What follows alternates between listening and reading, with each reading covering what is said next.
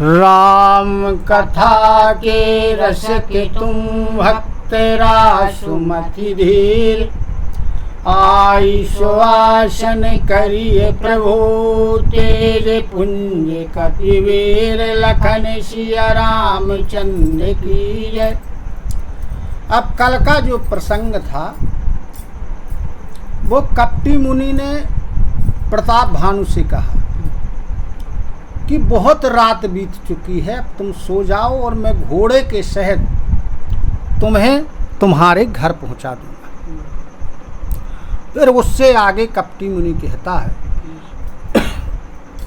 मैं आओ वो सोई भेष धरी, पहचाने तब मोही, जब एकांत बुलाए सब, कथा सुनावाऊं तो ही, लखन सिया रामचंद्र की जय। कहने लगा कपटी मुनि कि मैं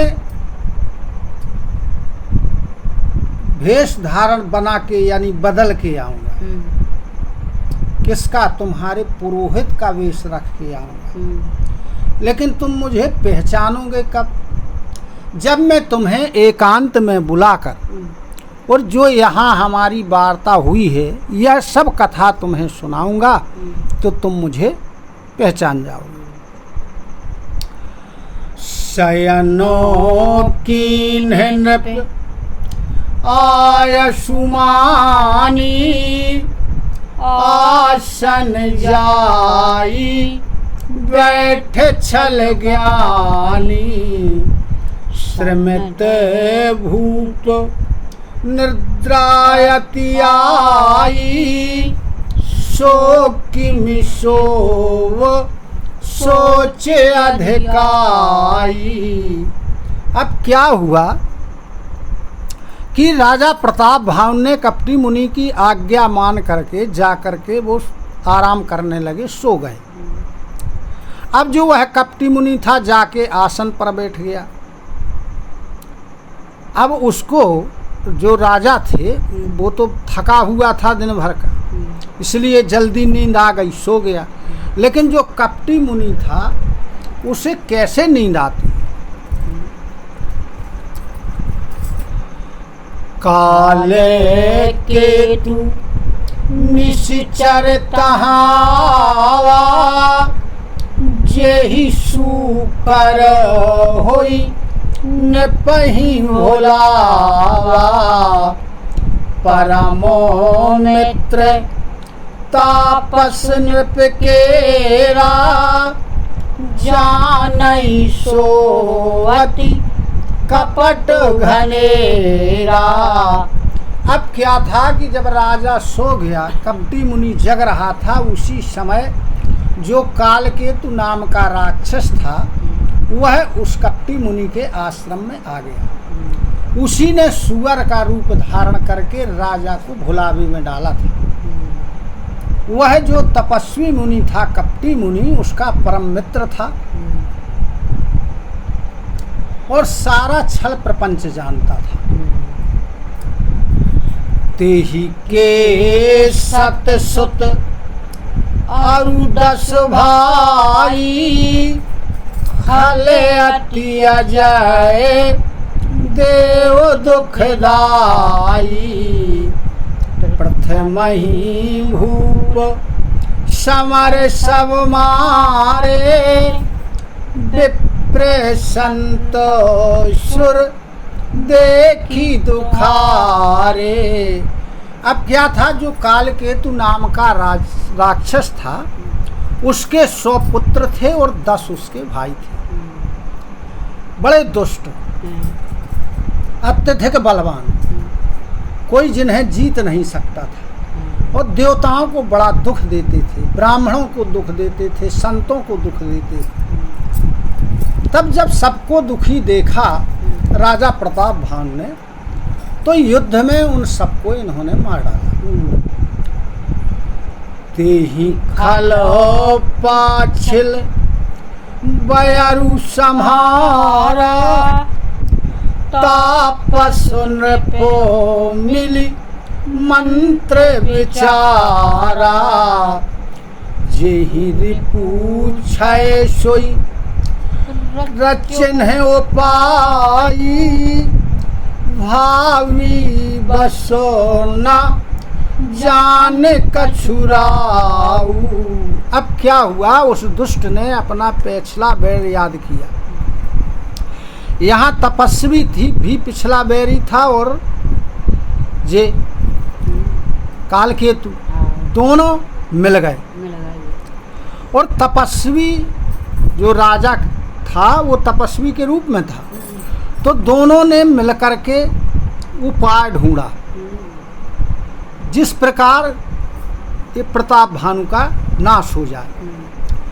और होनी थी भावी वश, होनहार के बस में राजा प्रताप भानु कुछ समझ नहीं सका, क्योंकि जब होनहार होती है तो सबसे पहले बुद्धि बिगड़ती है, व्यक्ति उल्टा सोचता है, ये नहीं जानता कि इससे हमारा नुकसान होगा, हमारा क्या परिणाम इसका निकलेगा। तो जब होनी होती है तो वो सबसे पहले व्यक्ति की बुद्धि को बिगाड़ देती है और उसका विवेक नष्ट कर देती है। रिपु तेजसी अकेले अपनी लघु करी गणिये न ताहू, अजहूँ देत दुख रवि शशि, सिरे अवशेष राहु लखन सिया रामचंद्र की जय। अब जे अपना विचार करते हैं, तुलसीदास जी कहते हैं कि यदि शत्रु अकेला भी हो, लेकिन कैसा हो, तेजस्वी हो, बलवान हो, तो उसको छोटा नहीं समझना चाहिए। क्योंकि जो राहु है, राहु का केवल सिर भर है, लेकिन वह राहु आज भी सूर्य और चंद्रमा को ग्रस लेता है। ग्रहण जब पड़ता है ये राहुआ ग्रस लेता है सूर्य चंद्रमा। तापसो नृप निज सखहि निहारी, हरसी मिलो उठी भयो सुखारी, मित्र ही कही सब कथा सुनाई, जातु धानो वो ला सुख पाई। जब उस तपस्वी मुनि ने इस कालकेतु को, अपने मित्र को देखा, तब बड़ा प्रसन्न हुआ और उठ गया जो बैठा था, बड़ा सुखी हुआ। और सारी कथा जो प्रताप भानु उसके बीच में हुआ था, वह सब सारी कथा उसने अपने मित्र कालकेतु को सुनाई। तब जो कालकेतु राक्षस था वो बड़ा सुखी हुआ और कहने लगा, किससे? कपटी मुनि से। अब सांध्यो रिपु सुनहु नरेसा, जो तुम कीन है मोर उपदेशा, परिहरी सोच रहु तुम सोई, बिनु औषधो व्याध विधि खोई। कहने लगा कालकेतु के, हे राजन सुनो, तुमने जो मेरे कहने के अनुसार यह काम कर लिया है, अब तुम सोच का त्याग कर दो, क्योंकि बिना औषधि के जो सारा कष्ट था, रोग था, वह सब दूर हो जाए। कुल समेत रिपु मूल बहाई, चौथे दिवस मिलव में आई, तापसो नृपहि बहुत परतोषी, चला महाकपटी अतिरोषी। कहने लगा कि उसको कुल के समेत जड़ मूल से नष्ट कर दूंगा। अब मैं चौथे दिन आकर के आपसे मुलाकात करूंगा। तपस्वी राजा को खूब उसने दिलासा दी और दिलासा देकर के जो वह मायावी था राक्षस वहां से चला गया कपटी मुनि के पास। भानु प्रताप बाजी समेता पहुँचाए सो क्षण माझन केता। नृपहि नारी पहि शयन कराई हाय गृहवान्धिस बाजी बनाई।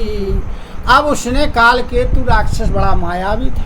उसने क्या किया कि घोड़े सहित राजा को एक क्षण में उसके घर पहुंचा दिया और राजा को उसके शयन कक्ष में सुला दिया और उसके घोड़े को घुड़साल में बांध दिया।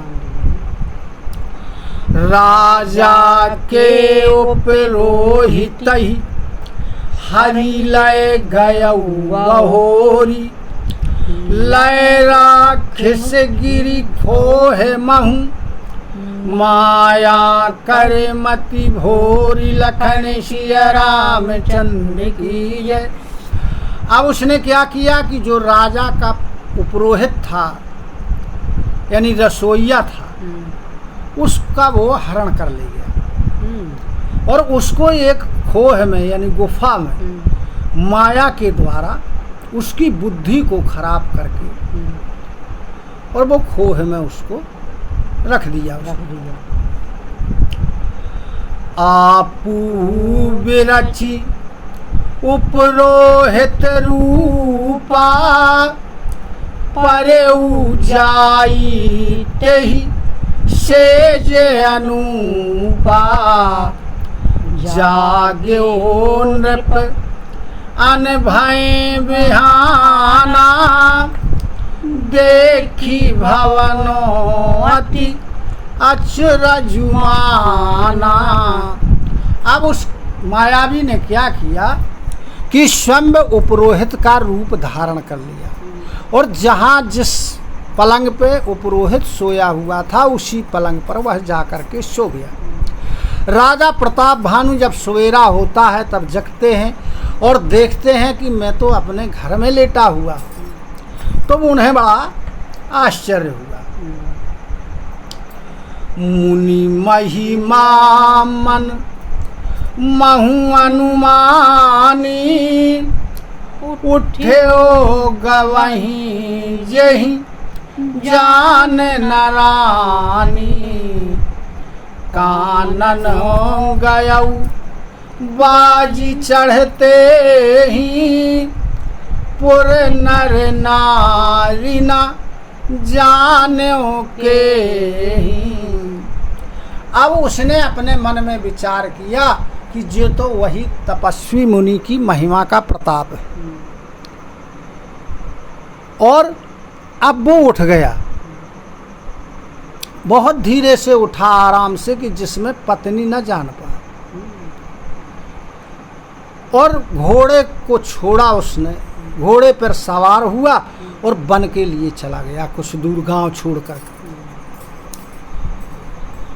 गांव के जो स्त्री पुरुष थे किसी ने भी इस बात को नहीं जाना। गए जाम जुग भूपति आवा घरे घरे उत्सव बाज बधावा। उपरोहित ही देख जब राजा चकित विलोक सुमिरी सोई काजा। अब क्या हुआ कि जब दोपहर यानी दोपहर दिन बीत गया तब जो है राजा वापस आया। जब राजा के वापस आने का समाचार सुना तो नगर में घर घर बड़ा उत्सव मनाया गया। अब राजा ने उपरोहित की तरफ देखा। जब देखा तो उसे ध्यान आ गया कि अब मेरा काम बनेगा। उपरोहित के रूप में वो कपटी मुनि आ गया होगा, लेकिन आना तो है उसको कालकेतु को, वो सोया हुआ था। जुग समोन पही गए दिन तीन, कपटी मुनि पद रहे मत लीनी।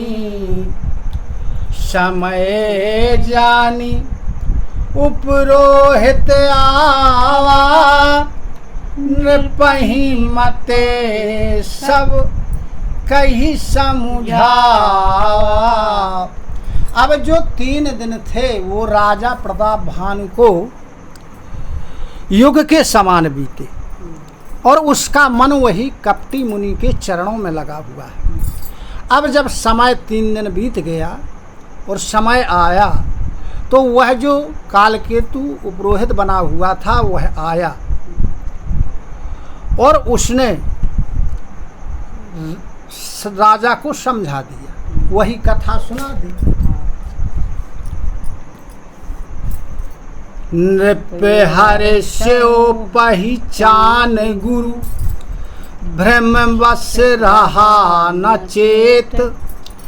बरे तुरत सत सहस वर, विप्र कुटुंब समेत। लखन सिया रामचंद्र की जय। अब जब राजा ने पहचान लिया कि ये तो उपरोहित के रूप में हमारे गुरु हैं, उसको गुरु मानने लगे थे कपटी मुनि को। अब भ्रम के कारण इसे कोई सुध ना रही। उसने क्या किया कि तुरंत 1 लाख श्रेष्ठ ब्राह्मणों को, 7 सहस्र 100,000 यानी 1 लाख, 1 लाख श्रेष्ठ ब्राह्मणों को उनके परिवार के सहित निमंत्रित कर दिया, उनका निमंत्रण कर दिया। उपरोहित ज्यो नार बनाई, क्षरस चारो विधि जसी श्रुति गाई। माया मैं तेहि कीन्ही रसोई, व्यंजन बहु गनि सकई न कोई। अब जो वह वेश बदल के उपरोहित बना हुआ था कालकेतु, उसने भोजन तैयार किया। अब भोजन कैसा तैयार किया? जैसा वेदों में उसका वर्णन है, यानी 6 प्रकार के रस होते हैं भोजन में और 4 प्रकार का भोजन होता है। तो माया के द्वारा उसने सारा जो जितने प्रकार के व्यंजन थे सब की रचना की, जिनको कोई गिन नहीं सकता है, इतने व्यंजन बना के तैयार कर दिए उसने। विविध मृगन कर आमिष रांधा, तेहि माहू बेप्र मासु खल सांधा। भोजन कहूँ सब विप्र बुलाए, पद पखारी सादर बैठाए। अब उसने क्या किया कि अनेक प्रकार के पशुओं का मांस बनाया उसने, और उसी में उसने ब्राह्मण का मांस भी मिला दिया। अब राजा ने भोजन करने के लिए सारे ब्राह्मणों को बुलवाया, आदर सहित उनके चरणों को धोया। परुषनो जवहीं लागो महिपाला, भय आकाशो वाणी तेहि काला। विप्र वृंद उठी उठी गृह जाहू, हाय बड़ी हानि अन्य जन खाऊ। अब जब राजा परोसने लगा भोजन तो उसी समय आकाशवाणी होती है। क्या आकाशवाणी कहती है कि हे ब्राह्मणों, उठ उठ करके अपने अपने घर चले जाओ, यदि इस भोजन को आप लोग करेंगे तो बड़ी हानि होगी। भायाओ रसोई भूसुर मासु सब दुज उठे मानि विश्वासु। भूप विकलो मति मोह भुलानी भावी बसो न आओ मुखवानी। अब क्या हुआ कि आकाशवाणी ने कहा कि जो ये भोजन है इसमें ब्राह्मणों का मांस मिला हुआ है। तो विश्वास मान करके सारे ब्राह्मण भोजन करने से उठ गए। अब क्या हुआ कि राजा प्रताप भानु की तो बुद्धि खराब थी, मोह में भूली हुई थी, और फिर होनहार थी, इसलिए होनहार के वशीभूत होने के कारण उसके मुख से कोई शब्द न निकले, वह कुछ कह ना सका। बोले विप्र सकोप तब नहीं कछु कीन विचार। जाई निशाचर हो नृप मूढ़ सहित परिवार। लखन सिया रामचंद्र की जय। अब ब्राह्मण क्रोधित हो गए, और जब व्यक्ति को क्रोध होता है तो क्रोध का लिखा है कि क्रोध अंधा होता है, उसमें कुछ दिखाई नहीं देता है, विवेक शून्य हो जाता है व्यक्ति। तो राजा के यहाँ आकाशवाणी सुनकर ब्राह्मण क्रोधित हो गए, और क्रोधित होकर के उन्होंने किसी भी बात पर विचार नहीं किया और जाकर के श्राप दे दिया राजा प्रताप भानु। अरे मूर्ख, अपने परिवार के सहित जाकर के राक्षस हो जा। ओ सियावर रामचंद्र की जय। कथा विसर्जन होते सुनहु वीर हनुमान। जो जन जहाँ से आए हो सो तहाँ करो बयान। श्रोता सब आश्रम गए शंभु गए कैलाश। रामायण मम हृदय में सदा करो तुम वास। लखन सिया रामचंद्र की जय। उमापति महादेव की जय। पवन सुत हनुमान की जय।